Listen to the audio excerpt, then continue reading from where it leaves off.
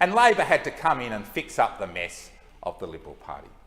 And I make this commitment to the people of Subiaco today that whilst this bill will go through this place, that I will give the commitment to the Mayor, Heather Henderson, who is one of my favourite mayors in Western Australia, one of many favourite mayors that I have. It's hard to find a mayor I don't like, to be honest. But Heather is one of those... Yeah.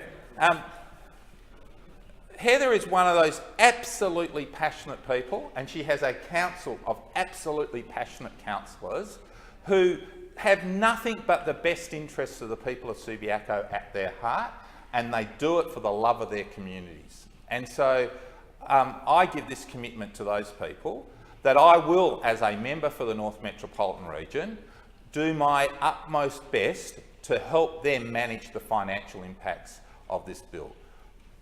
I expect that we won't get a proper answer from the Minister about how the government expects those things to be managed, and so it will be about the Labor government after March 2017 cleaning up that mess.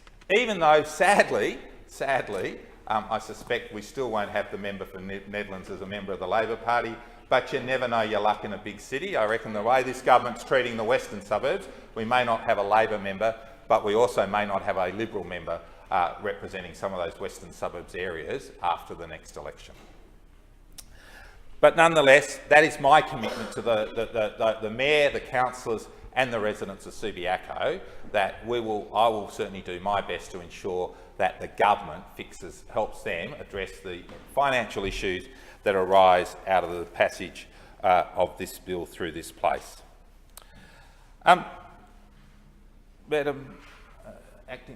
Madam Deputy President, I do want to say to the staff at the City of Subiaco, who I know this will be a very difficult time for them, as they wonder whether or not their job will be lost, whether they will be one of the jobs that disappears.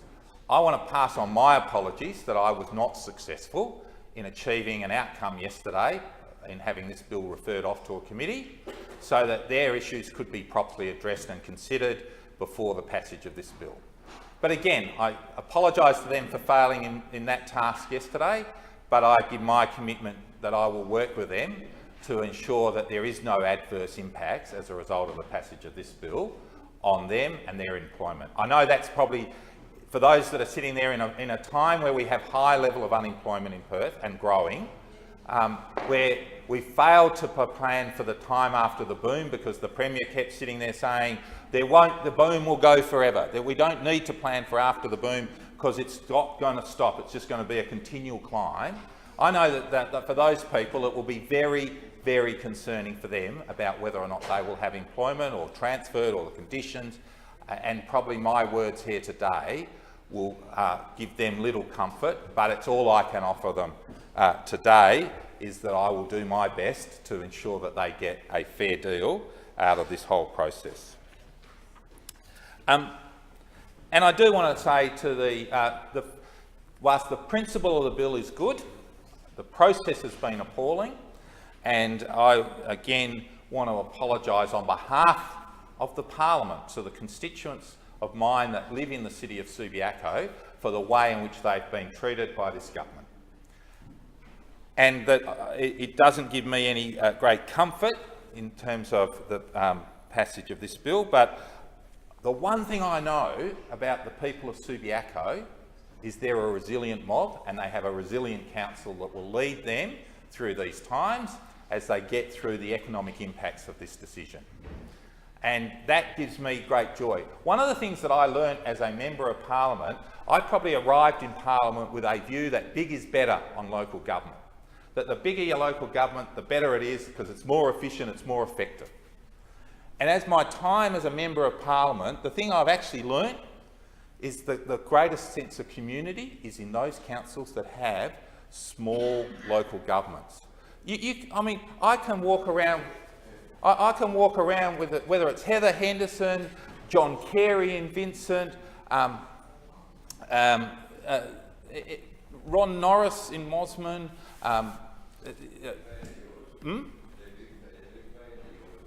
Well, I think if you ask Ron, he would say never was a fan of the Labor Party, but doesn't mind Ken Travers. I don't know. I might be putting words in his mouth. No, I think you're right. I've always had good relationships with Ron you're well and good dealings. I'm sure you're well regarded.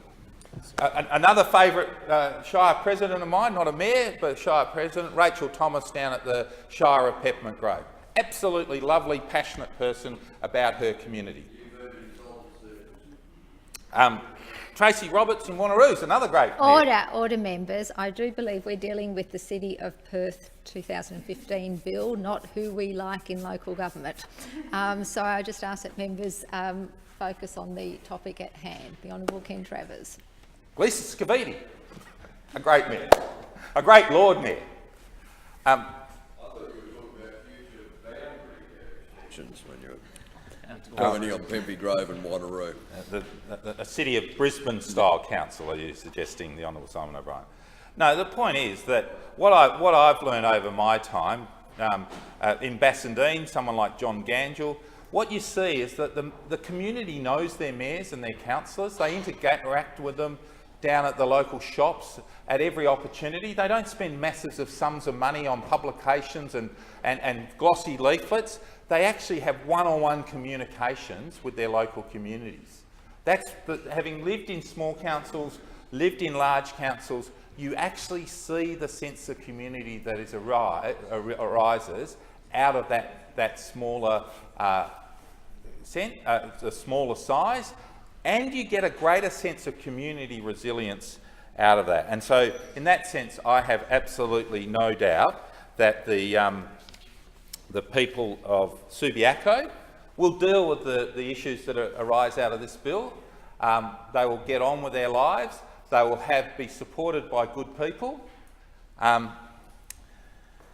I have no doubt that councillors at the City of Perth that are actually focused on ensuring that the residents of the City of Perth get a good deal. People like Councillor Harley will make sure that the residents that are transferred out of the City of Subiaco and put into the City of Perth are represented on the City of Perth Council. And in fact, I think one of the interesting things about this is this bill, with one of those ironies of what one sets out to do and what one actually achieves, may just be that it tips the scale that you have people elected to the city, and I don't include the Lord Mayor in this, but some of the other councillors who, in my view, haven't always concerned themselves with the concerns of the residents of the City of Perth, and have only concerned themselves with a commercial interest.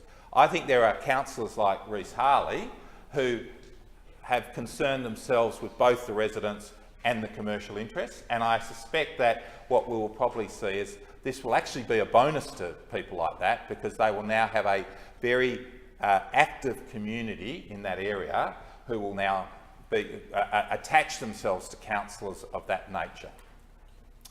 And I make the final comment that I also believe that this will not address, whilst it will pick up some of the issues that have been raised by the University of WA, there is no doubt in my mind that one of the things that this bill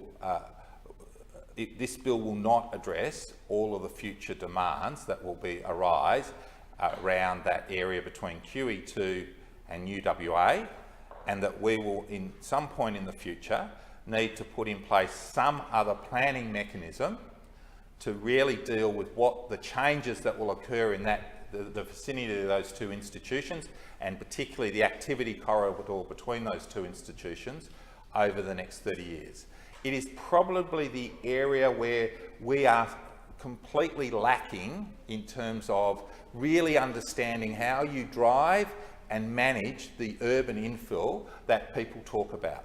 It's great to have targets, but the real challenge, in the way that the Stevenson report of the 1955 set the framework for how we dealt with urban sprawl going out, we now need to have a detailed plan that actually deals with the urban infill and how that's going to occur, where it's going to occur, and how you service that urban infill. And despite the claims of the minister opposite, that hasn't occurred, and we still don't have that very fundamental basis that is required for that to occur, and that is a clear link between our transport plan, mainly because we don't have a transport plan, and our land use management plan. And so whilst in theory this bill is seeking to try and address some of those issues with respect to the boundaries and the local government and the planning issues for the University of WA, although I note that because of the nature of it, the planning of the university itself is actually done by the WAPC, but the activity corridors and the surrounding areas, there is no doubt in my mind that, as I said yesterday, that UWA QE2, Murdoch and Curtin will transform in our lifetimes. We will see a transformation before we see a tunnel under every road of those three universities and their surrounding hinterlands. That's the challenge, and the challenge is to take the community with us. And that's why, whilst this bill as a capital city bill has merit, trying to bludgeon outcomes on the local residents actually put us back in the task of taking the communities with us in the journey that we need to do to transform Perth into the city of 3.5 million people that you would assume we all want to see, because certainly the government claims it's planning for it, and how we manage that.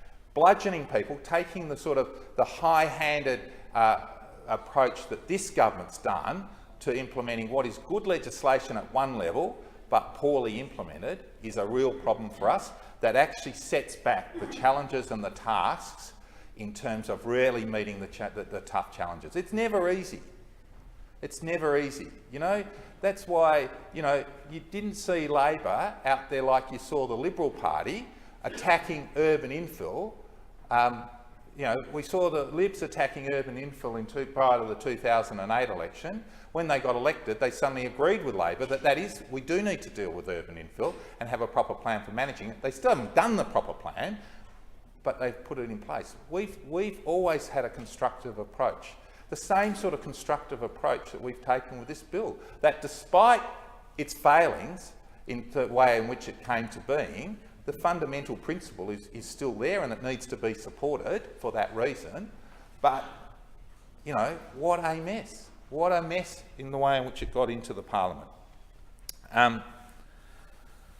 So, with those words, I wish, Simon O'Brien's gone, I wish I was as powerful and as had the capacity to change the world in the way in which the Honourable Simon O'Brien suggests, but I recognise that I am one of 36 members in this House, and that you need that old standing order of 1817 needs to apply to get anything done in this place, and that sadly we haven't been able to do that. We couldn't collect together the 18 votes yesterday.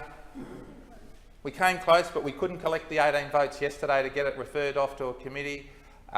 You know, we did. It was a great outcome, and I appreciate the support of people like the Honourable Nigel Hallett in that process yesterday, and the Honourable Simon O'Brien in that process yesterday.